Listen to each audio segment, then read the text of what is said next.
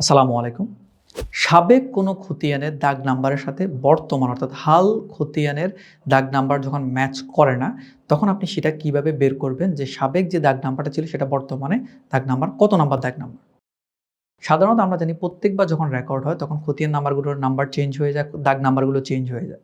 কিন্তু আপনার জমি যেটা সেটা তো রয়ে গেল আপনার জমি। এখন সেটা আরএস রেকর্ড যখন হয়েছিল তখন ধরুন এটার নাম্বার ছিল ৫১০। কিন্তু বর্তমান রেকর্ড এটা কত হচ্ছে সেটা আপনি বুঝতে পারছেন না।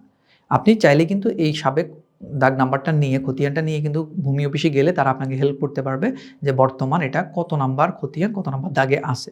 কিন্তু আপনি চাইলে নিজেও বের করতে পারবেন। কিভাবে বের করতে পারবেন? আপনি গত বলতে সাবেক খতিয়ানের নকশাটা বের করবেন আর বর্তমান খতিয়ানের নকশাটা বের করবেন। করে ওইটাকে একটা, একটা উপরে রেখে আমরা যেটাকে বলি পেন্টাগ্রাফ।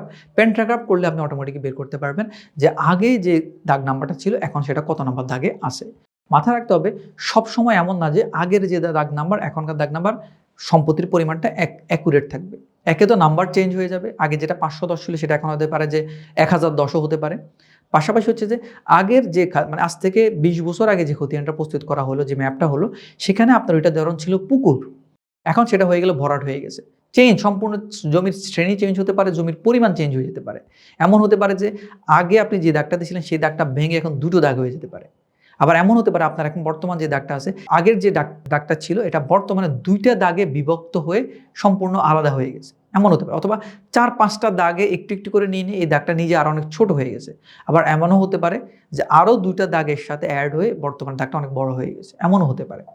তো এই বিষয়টা আপনাকে প্রপারলি জানার উপায়টা হচ্ছে আপনি প্যান্টাগ্রাফ করতে পারবেন, অথবা আপনি ভূমি অফিসে সহযোগিতা নিলে আপনি জানতে পারবেন যে সাবেক যে দাগ নাম্বারটা ছিল সেটা ভেঙে বর্তমানে কয়টা দাগ হলো, অথবা সাবেক দাগ নাম্বারটার বর্তমান দাগের সাথে কি সম্পর্ক বা কি আছে। তখন আপনাকে প্রপার একটা আপনাকে ওরা গাইডলাইন করতে পারবে।